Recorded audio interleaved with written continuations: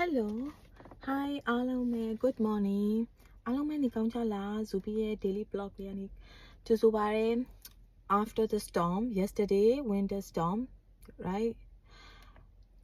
back to work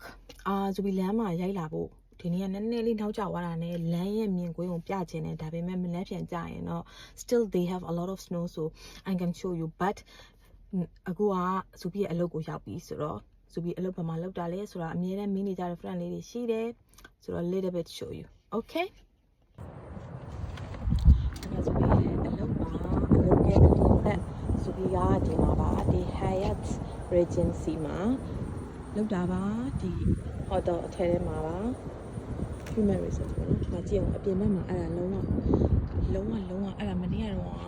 ဖုန်းလာပြီးတော့အားလုံးရှင်းထားတာအဲ့ဒါရမ်းမှာပုံထားတာဘေးဒီမှာပုံထားတာဒါလုံးဝအပြင်ဘက်ပဲရှိသေးတယ်နော်အပြင်ဘက်လေးပဲဟိုတယ်ရဲ့အပြင်ဘက်လေးပါပြင်လေးမှာချက်ရှိတယ်နော်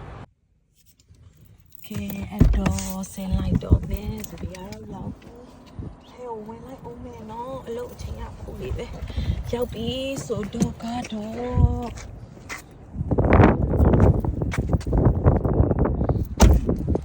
အလုံးကို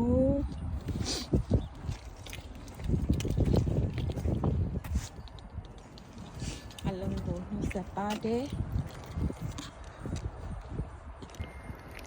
Okay bye stay tuned see you on တွေ့မယ် following journey အရင် slip ဖြစ်တာเนาะ see you on following journey bye bye